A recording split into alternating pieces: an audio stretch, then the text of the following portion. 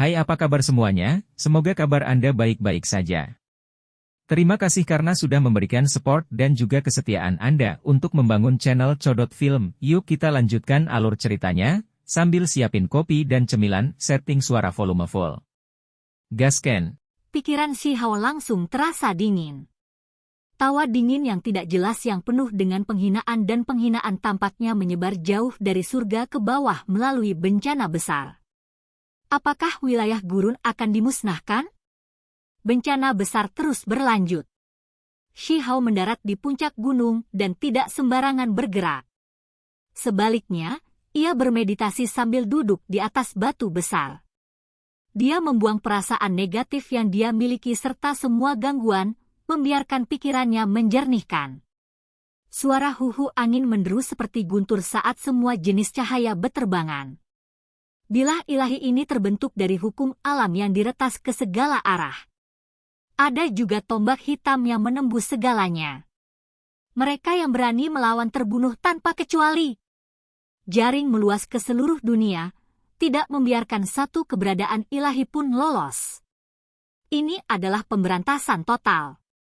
Ikan yang lolos dari jaring semuanya akan ditebas oleh tombak dan dibawa ke surga tanpa satu pun yang terlewatkan. Kebenaran itu sangat kejam. Semua orang yang mengerti apa yang terjadi merasa tubuh mereka menjadi dingin dan mulai gemetar. Bahkan mereka yang sekuat ahli tertinggi dan para dewa yang berhasil keluar dengan sisa nafas ditangkap. Betapa konyolnya ini. Namun, selama bencana besar, ada juga karma besar serta peluang luar biasa. Dao besar terdistorsi dan alam atas terdistorsi. Simbol tersebar, membawa dao besar dan bahkan misteri yang lebih mendalam ke dunia ini. Mereka yang menangkap peluang besar ini dapat menentang surga saat mereka maju dan mendapat manfaat dari situasi berbahaya ini. Shi Hao melepaskan pikirannya dan menjernihkan pikirannya. Dia akan merebut kesempatan surgawi itu dan mendapatkan nasib daonya sendiri, menangkap lintasan yang tak terlukiskan untuk mengorek misteri mendalam hukum alam. Anginnya sangat kencang, dan langit dan bumi diwarnai dengan darah. Itu seperti angin puyuh merah tua. Itu sedih dan menyesakkan, serta sangat sedih. Semua yang berkultivasi ketakutan. Mereka awalnya mengira bahwa bintang jatuh telah lenyap dan dengan demikian bencana besar telah berlalu, hanya untuk mengetahui bahwa itu baru saja dimulai. Situasi saat ini terlalu menakutkan. Bagaimana dengan orang biasa? Seseorang menggigil dalam hati. Ketika keadaan aneh seperti ini muncul dan dunia berubah, bukankah orang normal akan takut setengah mati? Dunia ini pasti akan dilemparkan ke dalam kekacauan total. Namun, tembok kota tetap sama. Orang biasa tidak bisa merasakan apa-apa. Mereka sebenarnya tidak bisa melihat peristiwa supernatural yang sedang terjadi. Metode macam apa ini? Itu hanya diarahkan pada pembudidaya. Namun, bagi orang normal, dari sudut pandang tertentu, ini bisa menjadi semacam belas kasihan. Namun, jenis belas kasihan yang kejam. Ada banyak pikiran tajam yang menggali apa yang mungkin terjadi. Para pembudidaya mempelajari simbol-simbol dan mengamati 5 fase dunia. Mereka menyaksikannya berubah, dan beberapa secara alami melihat perbedaan. Setelah beberapa individu memisahkan diri, mereka menggunakan mata orang normal untuk melihat dunia ini. Kemudian, melalui keterampilan menyimpulkan, mereka merenungkan beberapa prinsip bencana besar dan mulai memahaminya. Shi Hao duduk di atas batu besar. Saat dao besar terdistorsi dan dunia terbalik, dia tenggelam ke dalam keadaan pikiran yang dalam untuk menangkap sepotong dao. Meskipun dia berada di tengah malapetaka, seluruh tubuhnya menyala, dan matanya kadang-kadang terbuka dan tertutup. Ketika dia menatap ke dalam kehampaan, banyak simbol akan berkedip dan melepaskan cahaya keberuntungan. Ini adalah kesempatan yang tepat. Shi Hao dengan sepenuh hati mencoba mengintip misteri mendalam yang jarang muncul di dunia ini. Itu adalah batas-batas dao besar yang mulai terbentuk. Saat ini, dia melemparkan dirinya ke dalam untuk mempelajarinya dengan sungguh-sungguh. Menggunakan semangatnya untuk memperbaikinya, dia sendiri menjadi semakin cemerlang. Jenis aroma mulai menyebar dari tubuhnya. Ini masih bukan promosi bidang kultivasinya, tetapi tubuhnya berfungsi sebagai tungku untuk menyempurnakan dirinya lebih jauh. Shi Hao membimbing jejak Dao ini ke dalam tubuhnya untuk membersihkan energi fana di dalam dirinya dan memperbaiki tubuh aslinya. Itu seperti yang dikatakan Dewa Willow. Bencana besar juga akan membawa kehidupan baru dan bahkan lebih banyak peluang besar. Jika dia bisa menangkapnya, maka itu secara alami akan menjadi karma surgawi yang hebat. Itu akan sangat membantunya dalam kultivasinya di masa depan. Ini adalah mendirikan sebuah yayasan, menggunakan batu ilahi yang paling kokoh untuk membentuk sebuah yayasan Dao abadi. Pada saat ini, beberapa orang di dunia ini memperhatikan bahwa hampir semua orang mencoba menangkap lintasan Dao yang agung dan membimbing zat nyata untuk beresonansi dengan tubuh mereka. Pada waktu khusus, Dao besar akan muncul di dunia, memungkinkan mereka untuk menangkap sedikit atau bagian yang aneh. Bagi individu-individu yang kuat ini adalah kesempatan luar biasa yang akan bermanfaat bagi mereka sepanjang sisa hidup mereka. Shi Hao duduk dengan menyilangkan kaki. Kabut putih yang membawa wewangian melingkari tubuhnya. Itu membersihkan energi fana, membuatnya terlepas dari dunia dan menjadi lebih suci dan suci. Dia tidak lagi tercemar oleh energi manusia dan menjadi semakin murni. Dia menerima manfaat yang luar biasa. Meskipun matanya membuka dan menutup, ini hanya semacam naluri untuk menangkap Dao alami dan mempelajari asal-usulnya. Semua jenis hal bergerak dalam pikirannya, dan ada jenis pemahaman yang sulit untuk dijelaskan. Hong Hong! Dia didukung oleh gelombang energi Dao, memungkinkannya untuk naik dan turun di puncak gunung seperti perahu kecil yang mencoba menyeberangi lautan Dao yang pahit untuk mencapai pantai lain. Namun, ada juga ombak yang kuat dan angin kencang yang bisa menggulingkannya kapan saja. Ini adalah Dao yang hebat. Itu terlalu megah dan tak terbatas. Bagaimana mungkin seorang fana mencoba mendominasinya? Perahu mungkin terbalik dan dihilangkan setiap saat. Shi Hao terus mencoba dan menyeberang. Pada akhirnya, dia bahkan turun dari perahu kecil dan berkeliaran di sekitar laut sambil mandi di ombak laut yang tak ada habisnya. Ini adalah tindakan yang sangat berbahaya. Dia mencoba untuk menyelaraskan dengan Dao besar yang tak terbatas. Satu orang terlalu kecil dan bisa ditenggelamkan dalam sekejap, hancur berkeping-keping dan selamanya dihilangkan dari dunia ini. Di dunia nyata, Shi Hao memimpin semua simbol padat di dalam dirinya untuk menyelaraskan dengan dagingnya. Dia sedang membangun perahu karapas daging yang berharga. Dia mencoba untuk mengumpulkan potensi dan memunculkan fondasi Dao yang hebat. Ini demi masa depannya, dunianya sendiri yang tak terbatas. Memandu Dao ke dalam tubuhnya, menggunakan simbol tak berujung untuk membaptis tubuhnya. Dia sedang membangun cangkang abadi di sekitar tubuhnya dan menyimpan potensi tubuhnya, menunggu hari ketika dia akan bergegas ke surga sehingga dia bisa melambung lebih tinggi lagi. Itu akan seperti ikan yang melompat keluar dari laut dan berubah menjadi naga untuk mengendarai angin. Jenis perubahan mendasar ini akan memungkinkan dia untuk melepaskan tubuhnya dan dilahirkan kembali sehingga dia bisa mendapatkan Dao-nya sendiri. 4 hari dalam bencana besar, Shi Hao duduk di kehampaan dengan menyilangkan kaki. Dia dikelilingi oleh simbol-simbol yang membungkusnya di dalam. Ini berlaku untuk di dalam dan di luar tubuhnya. Simbol-simbol itu mengembun dan membentuk nyala api yang berkobar di sekujur tubuhnya. Ini adalah jenis temper, menggunakan Dao untuk memperbaiki tubuhnya. Pada akhirnya, mereka mengambil bentuk. Fragmen Dao besar yang telah berubah menjadi simbol sudah terhubung untuk membentuk kuali. Dia berada di pusatnya, dan nyala api yang mengamuk menyempurnakan dirinya yang sebenarnya. Hong! Akhirnya, ketika matahari terbit dari timur, semuanya bubar. Dunia kembali ke keadaannya yang jernih dan cerah. Ini sudah pagi kelima. Shi Hao membuka matanya, merasa sedikit berbeda. Ada aroma seperti anggrek di sekitar bagian luar tubuhnya. Ini adalah tanda tubuhnya berhasil menjadi dekat dengan Dao. Dalam keadaan normal, bahkan para ahli tertinggi pun gagal mendapatkan pencapaian seperti ini. Sebelumnya, dagingnya kokoh dan sebanding dengan Vajra Unbreakable Body Sekte Barat, tapi sekarang, karena dekat dengan Dao, memungkinkan dia untuk dengan mudah membentuk simbol, tubuhnya maju seperti Dao alami.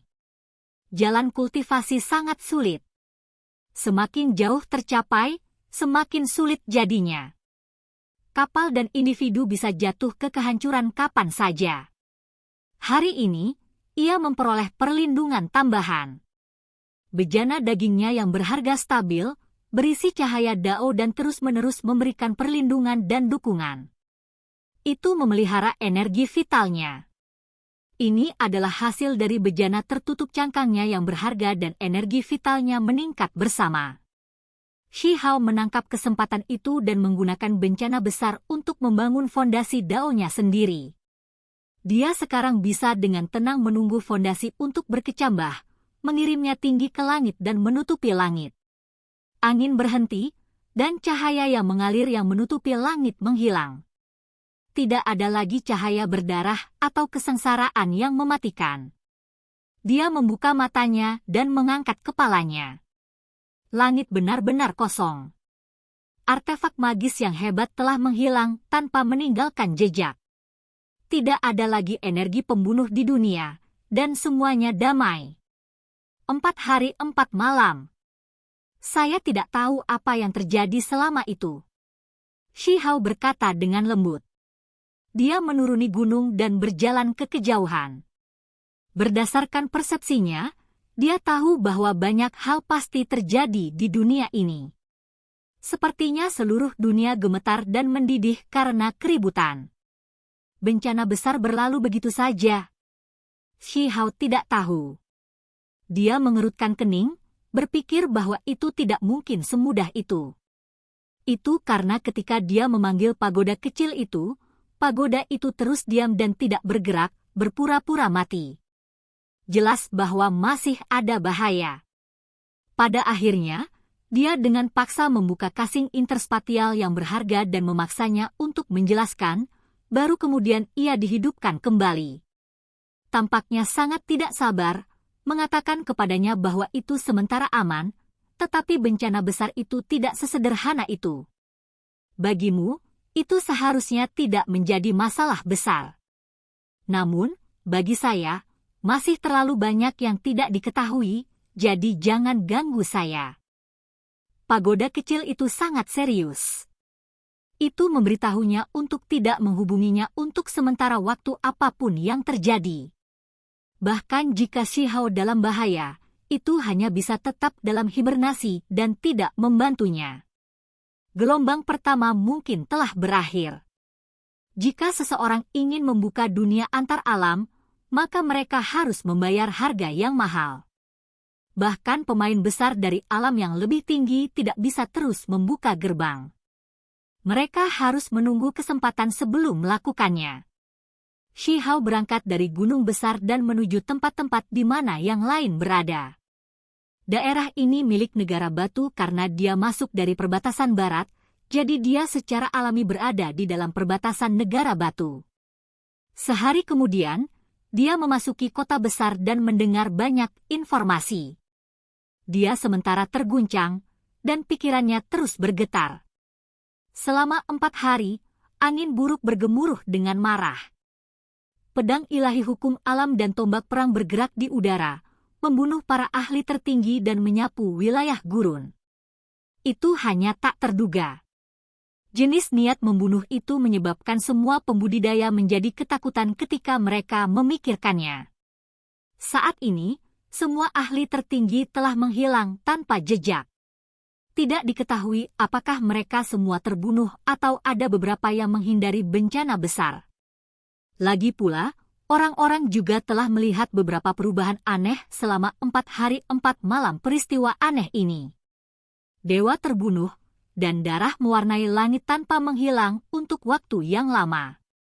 Terlalu banyak hal yang berbeda terjadi di berbagai bidang dan sulit untuk membicarakan semuanya. Hal yang paling mengejutkan adalah bahwa ibu kota Kekaisaran Negara Api sangat berubah.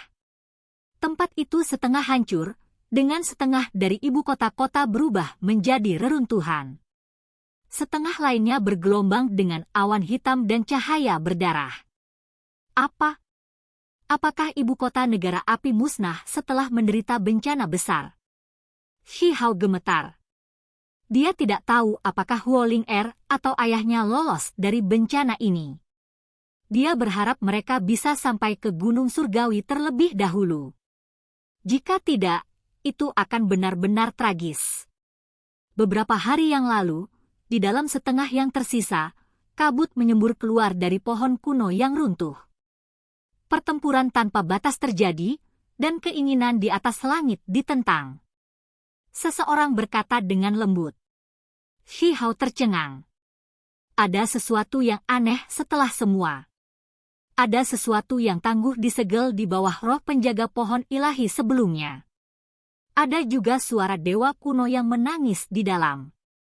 Bencana besar bahkan tidak bisa menghancurkan tempat itu dan mengabaikannya. Shi Hao benar-benar ingin mengunjungi tempat itu, tetapi karena dia berada di negara batu sekarang, jaraknya terlalu jauh. Bagaimanapun, bencana besar baru saja berakhir. Semua informasi terbatas pada negara batu dan negara api. Tidak ada berita dari tempat manapun lebih jauh. Shi Hao memutuskan untuk melihat ibu kota negara batu terlebih dahulu. Sepanjang jalan, dia mendengar banyak hal, bahkan rumor yang mengejutkan dunia. Ada sesuatu di alam bawah ini yang menarik perhatian alam yang lebih tinggi. Mereka merasa harus turun dan menyelidiki dengan hati-hati. Ini selalu terjadi selama ribuan tahun, hanya saja, belum ada yang bisa mendapatkannya. Hanya saja, tidak diketahui siapa yang membocorkan informasi ini.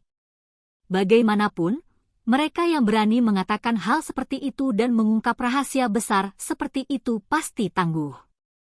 Jelas ada beberapa yang bisa melarikan diri, dan mereka semua yang mengerti sedikit tentang rahasia bencana besar. Hanya saja, turun lebih mudah diucapkan daripada dilakukan. Risiko harus diambil, dan bahkan pemain besar dari alam yang lebih tinggi yang selalu bermain game harus menghadapi bahaya. Mereka harus menggunakan orang lain untuk membantu mereka dalam pencarian. Tidak diketahui dari mana jenis informasi ini berasal. Itu tanpa sadar mulai beredar di antara para pembudidaya, menyebabkan orang-orang menggigil ketakutan di dalam hati. Sebelum mencapai ibu kota negara batu, Shi Hao mendengar berita lain.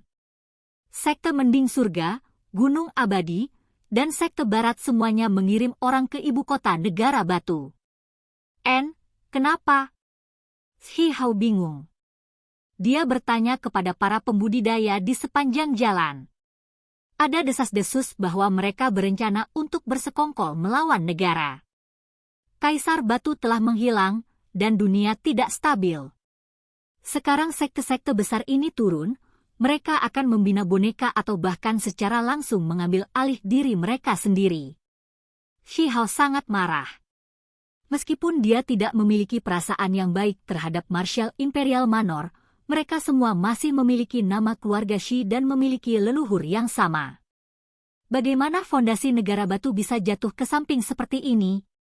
Mereka yang berasal dari alam yang lebih tinggi ingin mencari sesuatu, tetapi mereka tidak dapat turun secara pribadi. Mereka harus meminjam kekuatan orang-orang di bawah mereka. Seorang kultivator di sepanjang jalan menghela nafas dan berkata, meskipun ini adalah berita tersembunyi, itu masih disebarkan oleh beberapa pembudidaya. Tak perlu dikatakan, ada seseorang yang hidup di dunia ini yang menyebarkan rumor ini. Peri Yu Chen, individu berbakat Gunung Abadi, dan yang lainnya telah membawa sejumlah besar ahli. Ada kemungkinan bahwa pemilihan akan berlangsung untuk menentukan siapa yang akan menguasai negara batu. Mendengar informasi ini, Shihao sudah bisa menentukan bahwa hubungan antara sekte besar abadi di luar wilayah ini dan alam yang lebih tinggi tidak sederhana. Mereka bahkan mungkin menjadi juru bicara mereka. Kalian semua tidak bisa turun, jadi untuk keinginan egois kalian, kalian semua berani menentang surga sedemikian rupa. Mata Shihao melihat ke langit. Dia tahu bahwa ini hanya sebagian dari alasan bencana besar, tetapi itu sudah cukup untuk membuatnya marah. Jika kamu merencanakan melawan Stone Country, teruslah bermimpi. Jangan pernah berpikir untuk mendapatkan benda itu. Shihao tertawa dingin. Oke guys, jangan lupa like, comment, share, and subscribe di channel Codot Film. See you next video, peace out and bye-bye.